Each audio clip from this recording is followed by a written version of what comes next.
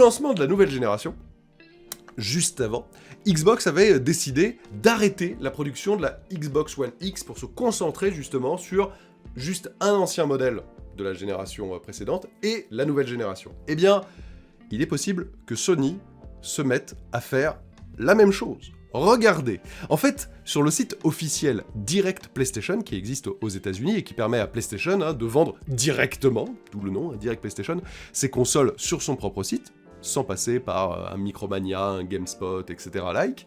Eh bien, il y avait cette mention, je ne sais pas si vous la voyez, c'était écrit quand même assez petit, il y avait marqué, je le cite, « Il n'est actuellement pas prévu de réapprovisionner cet article à l'avenir ».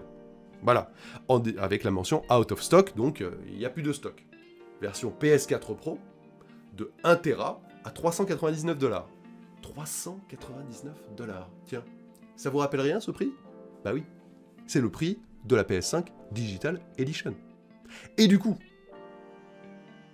quel est l'intérêt fondamentalement de continuer à commercialiser un modèle, on va dire, du passé, au même prix que la nouvelle génération, alors que le but aujourd'hui d'un PlayStation ou d'un Xbox, c'est de vite faire passer à la nouvelle génération.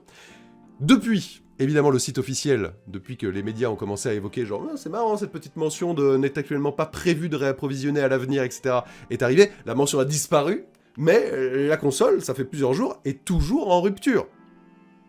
Alors est-ce que, justement, ils commencent à baisser les productions, à vider les stocks doucement mais sûrement? Eh bien, il y a un autre élément, mais cette fois-ci non pas aux États-Unis mais au Japon, qui semble indiquer que cela est ce qui était en train de se passer, puisque regardez, c'est relayé ici par Cheesemeister 3K sur Twitter, la mention, je vous la traduis, « Chers clients, en raison de l'arrêt de la production par le fabricant, les produits suivants ne seront pas réapprovisionnés. » Et vous le voyez, il y en a quand même beaucoup, PS4 normal 500 Go, 1 Tera, 1 Tera, 2 Tera, PS4 Pro 1 Tera, etc.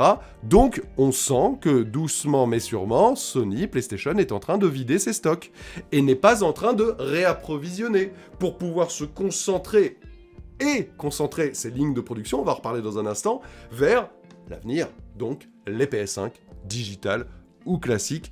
C'est un format d'arrêt de production assez classique, généralement ça peut se faire un petit peu plus tard. Il y a aussi l'hypothèse que des modèles slim, enfin encore plus slim que les PS4 slim, etc., arrivent, moins chers, etc. Et voilà. En attendant, il faut écouler les stocks et pas forcément relancer les productions de modèles anciens. En tout cas, c'est très intéressant. Et quand on va aborder là dans un instant les stocks, vous allez voir que c'est clairement le sens de l'histoire de ce début d'année 2021.